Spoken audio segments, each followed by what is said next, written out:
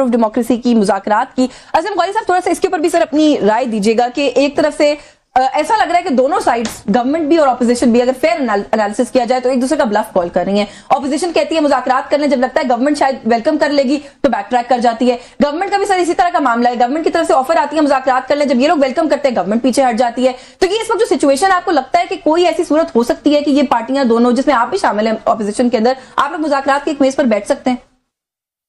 असल में बदकिस्मती है कि दोनों तरफ संजीदगी का फुकदान है, दोनों तरफ संजीदगी नजर नहीं आ रही है। अभी मेरे भाई बात कर रहे थे कि वो कह रहे थे कि सिर्फ पीटीआई को पूरे मुल्क में तकलीफ हुई है, किसी और के दर्द नहीं है। अब जब अपोजिशन इस तरह की बात करेगी तो फिर कैसे बाकियों को साथ लेके चलेगी? पीटीआई के दिमाग में अभी तक ये खन्नास है कि हमसे बड़ा कोई नहीं है इस मुल्क में, और इसी खन्नास ने उनको यहाँ तक पहुंचा दिया है कि अपने इस वक्त हरियाणा के दरवाजे में 10,000 आदमी भी इनसे इकट्ठा नहीं होता। जबकि हुकूमत की बात यह है कि मुल्क को, हुकूमत दिन ब दिन डिग्रीज की तरफ जा रहे हैं, मुल्क की माशी हालत खराब हो रही है, मुल्क का अमन अमान तबाह हो गया है, मुल्क में लोग अफरा तफरी का शिकार हैं, लोग परेशान हैं, मुल्क छोट छोट भाग रहे हैं। आप जाके देखें, एयरलाइनें देखें कैसे भर भर मुल्क से बाहर भाग रही हैं। यूनिवर्सिटी में जाके देखें बच्चे कैसे अपने डॉक्यूमेंट वेरीफाई करा रहे हैं, लेकिन ये कह रहे हैं बहुत अच्छा है, बहुत अच्छा हो रहा है। ये समझते हैं रात को टीवी के 1 घंटे के प्रोग्राम में बैठ के हम मुल्क के मसले हल कर देंगे। मुल्क किसी और तरफ जा रहा है। छोटी सी गुजारिश ये ना कि आप कह रहे हैं मुल्क अफरा तफरी का शिकार है, आप लोग सड़कों पर निकलने की बात कर रहे हैं, पीटीआई सड़कों पर निकलने की बात कर रही है, इससे तो अफरा तफरी बढ़ेगी सर, कम तो नहीं होगी। देखिए, इनको दुरुस्त करने का यही एक तरीका है ना, और तो कोई तरीका नहीं है, क्योंकि इनके दिमाग में तो खन्नास है। ये तो ये कहते हैं कि सब ठीक है ना, ये तो कहते हैं ना, वो कहते हैं कि सावन का अंधा हरा हरा ही नजर आ रहा है। इसका तो वो हालत है हुकूमत की। नहीं सर, मानने लगे, मैंने भी इब्तिदाइया में बताया। आप क्या चाहते हैं, जब लाखों लोग रोडों पे आएंगे तो फिर इनका दिमाग ठीक होगा ना, फिर इनको नजर आएगा कि मुल्क के हालात कहाँ जा रहे हैं। अभी तो इनको अपने आप तो समझ नहीं आ रहा कुछ भी। लोगों को सड़कों पर निकालने के ऊपर भी जो इस हुकूमत का रवैया है, कम से कम पाकिस्तान तहरीक-ए-इंसाफ के साथ तो जो हमने देखा है, कंटेनर लग जाते हैं, आंसू गैस के शेल निकल आते हैं, कैसे लोग निकलेंगे? कंटेनर इनके लिए तो नहीं लगते, कंटेनर तो आवाम को इनसे बचाने के लिए लगते हैं। नहीं, मैं गौरी साहब एग्री करते हैं आपके इस पॉइंट से, वो कहती है कंटेनर तो हिफाजत के लिए लगते हैं, इनकी नहीं, आवाम की। बहरहाल ये कि पीटीआई के पास पावर भी है, लोग भी रोडों पे आ सकते हैं, लेकिन इनके पास स्ट्रेटजी नहीं है रोड पे लाने वाली, जिसकी वजह से हुकूमत इनको कंटेनर लगा के और दूसरे तरीके से तशद्दुद करके, डरा धमका के कारकुनों को बैक पे फिट पे मजबूर करती है। अभी थोड़ा सा इनको कराची में थोड़ी सी आजाद हवा मिली, आपने देखा कि लोग इनके निकले रोडों पे आए। अब उनको हैंडल किसने करना है, लेके किसने चलना है, तहरीक का रुख क्या बनाना है, वो इनके यहाँ एक प्रॉब्लम जरूर है, इसको इनको फेस करना पड़ेगा। इनकी मौजूदा जो लीडरशिप है, मैं उन सबका एहतराम करता हूँ, मेरे सारे दोस्त हैं, मैं उनसे मिलता रहता हूँ, बैठते रहते हैं हम इकट्ठे, लेकिन बात यही है, हमने उनको पहले भी ये कहा है और आज भी यही कह रहे हैं कि थोड़ा सा इनको वो लीडरशिप क्या तो सामने लेके आनी पड़ेगी, पॉलिसी ऐसी बनानी पड़ेगी, फैसले ऐसे करने पड़ेंगे कि मैं जो इन्होंने महमूद अचकज़ई साहब और राजा नासिर साहब के हवाले कुछ किया है, तो मैं समझता हूँ उससे कुछ तब्दीली आएगी, कुछ बेहतरी की तरफ जाएंगे। और लेकिन अब बात वही है, अपोजिशन एक है, चाहे देखिए हमारा तो वही हाल है ना कि पीटीआई हो या हम हो, हमने दोनों ने इस्लामाबाद आना है, कोई वाया मोटरवे आना चाहता है, कोई वाया जीटी रोड आना चाह रहा है, मकसद तो हम दोनों का एक ही है। मकसद एक है। मैं आपकी जाने बात, आपने सर जो बात की ना कि इनके पास पावर है, स्ट्रैटेजी नहीं है, इसके ऊपर भी बात करते हैं, लेकिन जो मैंने पहले गौरी साहब से सवाल पूछा कि कंफ्यूजन है और लगता है आप दोनों एक दूसरे का ब्लफ कॉल करें। राना सनाउल्लाह साहब ने कहा कि हम महमूद खान अचकज़ई साहब की मुलाकात प्राइम मिनिस्टर से करवा सकते हैं और मुज़ाकरात फिर उसके बाद देख लेंगे कि कैसे होना है। उसके जवाब में अचकज़ई साहब ने कहा, या तहरीक तहफ़्फ़ुज़ आले पाकिस्तान के तर्जुमान ने भी कहा कि जी मुलाकात तो का जो मुज़ाकरात का अलिफ है वो इमरान खान से शुरू होता है, तो हम तो मुज़ाकरात नहीं करेंगे। फिर उस एलामिये का क्या मकसद था जो निकाला था, जिसमें कहा कि मुज़ाकरात के लिए तैयार हैं? इस ऑफर का क्या मकसद था कि वो कर लें, मिसाक़े जमहूरियत कर लें? नहीं, देखें, आपके बड़ा सामने मौक़िफ़ है, तहरीक तहफ़्फ़ुज़ आले पाकिस्तान ने बिल्कुल क्लियर मौक़िफ़ दिया कि हम मिसाक़े जमहूरियत के लिए तैयार हैं और आप दस्तखत नहीं, जब राना साहब कह रहे हैं मिलवा देते हैं तो इनकार क्यों कर रहे हैं? नहीं, तुम मिलवाएं, इमरान खान साहब से मिलवाएं, ठीक है जी। आप एक तरफ ये कहें कि हम चाहते हैं मुज़ाकरात करना, लेकिन दूसरी तरफ वही अचकज़ई साहब और अल्लामा राजा नासिर साहब लाहौर जा रहे हैं, तो उनके काफिले के ऊपर आज जो आपने किया, डंडे बरसाए, जो कुछ आपने सारी दुनिया ने देखा। उनके साथ इतने लोग ही नहीं थे सर। नहीं, लोग थे या नहीं थे, आप क्यों रोक रहे थे? आप क्यों गाड़ियां तोड़ रहे थे? लोग बेशक 10 थे या 20 थे, क्या पाकिस्तान की सड़कों के ऊपर चलना, गाड़ियां चलाना या किसी जगह पर जाना गुनाह है? यानी आप जो काम करें वो ठीक है, आप आते हैं इस्लामाबाद भी आते हैं, आपने हर जगह पर एहतजाज किए, आप हमारी हुकूमत है, कहीं पर आप बताएं, देखिए आप अपनी बारी पे बोलिएगा, देखिए आप केपी है, हमारी हुकूमत है, आप आए वहां पर जलसे करें, रैलियां निकालें, कहीं पर आपको कोई रुकावट लाठीचार्ज नहीं होगा। बिल्कुल, हम तो इजाजत देते हैं। ये पीएमएलएन को उम्मीदवार थे हरीपुर के अंदर, दिखाएं कहीं पर हमारी तरफ से कोई किया गया, किसी बंदे को गिरफ्तार किया गया, तो डरता वही है, इस तरह का वही काम करता है।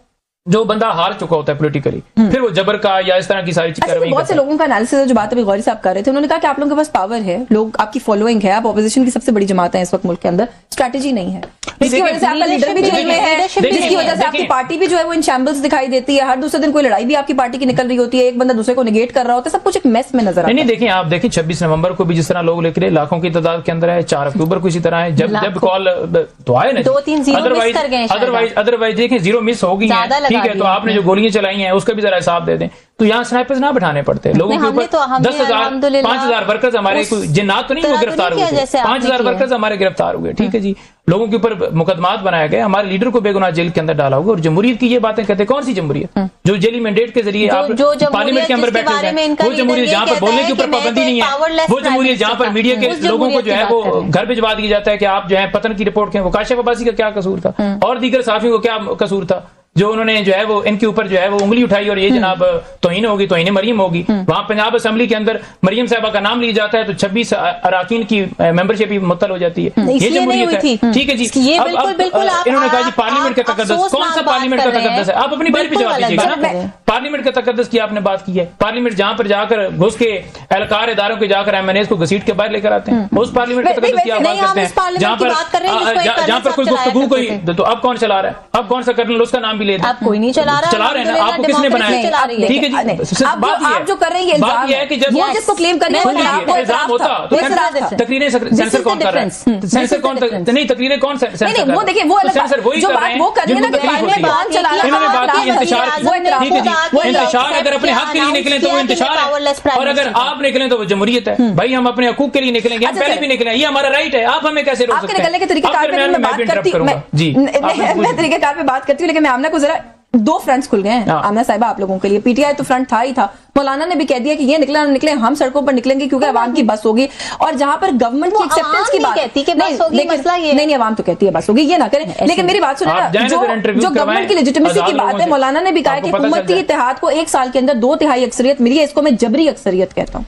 देखिए, मैं इसके ऊपर 2 चीजें, पहले मैं इनकी बात का जवाब बहुत जरूरी देना चाहूंगी। इन्होंने कहा जमहूरियत की बात करते हैं, जमहूरियत की बात करते हैं तो थोड़ा सा वो याद माजी जो है ना बड़ी तकलीफ दे होती है, लेकिन इनको याद दिलाना बड़ा जरूरी है।